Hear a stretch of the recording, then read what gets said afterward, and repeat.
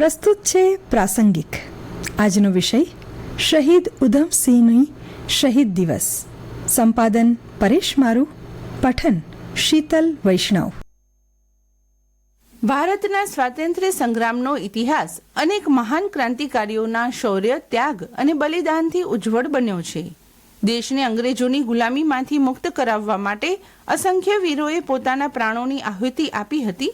આવા મહાન ક્રાંતિકારીઓમાં શહીદ ઉધમસિંહનું નામ ખૂબ જ આદર અને ગૌરવથી લેવામાં આવે છે. તેઓ અદમ્ય સાહસ, દેશભક્તિ અને ન્યાયપ્રિયતાના પ્રતીક હતા. દર વર્ષે 31 જુલાઈએ તેમનો શહીદી દિવસ સમગ્ર દેશમાં શ્રદ્ધાપૂર્વક ઉજવવામાં આવે છે. આ દિવસે દેશવાસીઓ તેમના અમૂલ્ય બલિદાનને યાદ કરીને તેમને ભાવભીની શ્રદ્ધાંજલિ અર્પણ કરે છે. શહીદ ઉધમસિંહનો જન્મ 26 ડિસેમ્બર 1899ના રોજ પંજાબના સંગરૂર જિલ્લાના સુનામ ગામમાં થયો હતો. તેમના બાળપણનું નામ શેરસિંહ હતું.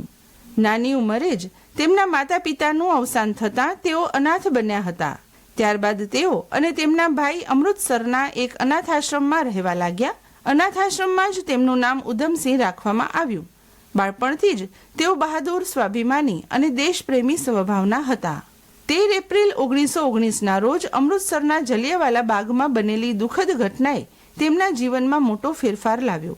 તે દિવસે હજારો નિર્દોષ ભારતીયો બૈસાખીના પવિત્ર તહેવાર નિમિત્તે એકત્ર થયા હતા. ત્યારે અંગ્રેજ અધિકારી જનરલ ડાયરના આદેશથી સૈનિકોએ નિર્દોષ લોકો પર અંધાધૂંધ ગોળીબાર કર્યો. આ હત્યાકાંડ માટે પંજાબના તત્કાલીન લેફ્ટનન્ટ ગવર્નર માઇકલ ઓડવાયરની નીતિઓને પણ જવાબદાર માનવામાં આવતી હતી. આ નરસંહારમાં સેંકડો લોકો મૃત્યુ પામ્યા અને હજારો લોકો ઘાયલ થયા. આ ભયાનક દ્રશ્ય જોઈને ઉધમસિંહે દોષિતોને સજા આપવાની પ્રતિજ્ઞા લીધી. તેમણે ઘણા વર્ષો સુધી ધીરજપૂર્વક યોગ્ય તકની રાહ જોઈ.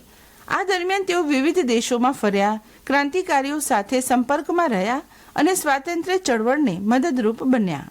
આખરે તેઓ ઇંગ્લેન્ડ પહોંચ્યા અને 13 માર્ચ 1940ના રોજ લંડનના કેક્સ્ટન હોલમાં યોજાયેલા એક કાર્યક્રમ દરમિયાન માઇકલ ઓડવાયરને ગોળી મારીને જલિયાવાલા બાગ હત્યાકાંડનો બદલો લીધો. આ ઘટના પછી સમગ્ર વિશ્વનું ધ્યાન ભારતના સ્વાતંત્ર્ય સંગ્રામ તરફ આકર્ષાયું. આ ઘટના બાદ ઉધમસિંહની ધરપકડ કરવામાં આવી. તેમના વિરુદ્ધ કેસ ચલાવવામાં આવ્યો, પરંતુ તેમણે પોતાના કાર્ય અંગે કોઈ પસ્તાવો વ્યક્ત કર્યો નહીં. તેમણે નિર્ભયતાથી જણાવ્યું કે તેમણે પોતાના દેશના નિર્દોષ લોકો માટે ન્યાય મેળવવા આ કાર્ય કર્યું છે.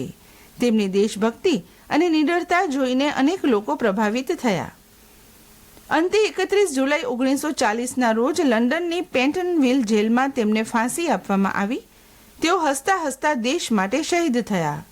તેમનું બલિદાન ભારતના સ્વાતંત્ર્ય સંગ્રામના ઇતિહાસમાં સદાય અમર રહેશે. વર્ષ 1974માં તેમના અસ્થિ અવશેષો ભારત લાવવામાં આવ્યા, જ્યાં તેમને રાષ્ટ્રીય સન્માન સાથે શ્રદ્ધાંજલિ આપવામાં આવી. શહીદ ઉધમસિંહનો શહીદી દિવસ દેશભરમાં વિવિધ કાર્યક્રમો દ્વારા ઉજવવામાં આવે છે. શાળાઓ, કોલેજો અને સરકારી સંસ્થાઓમાં તેમના જીવન અને બલિદાન વિશે વ્યાખ્યાનો, નિબંધ સ્પર્ધાઓ, વક્તૃત્વ સ્પર્ધાઓ, દેશભક્તિના ગીતો અને સાંસ્કૃતિક કાર્યક્રમો યોજાય છે. તેમના સ્મારકો પર પુષ્પાંજલિ અર્પણ કરવામાં આવે છે અને 2 મિનિટનું મૌન પાડીને તેમને શ્રદ્ધાંજલિ આપવામાં આવે છે.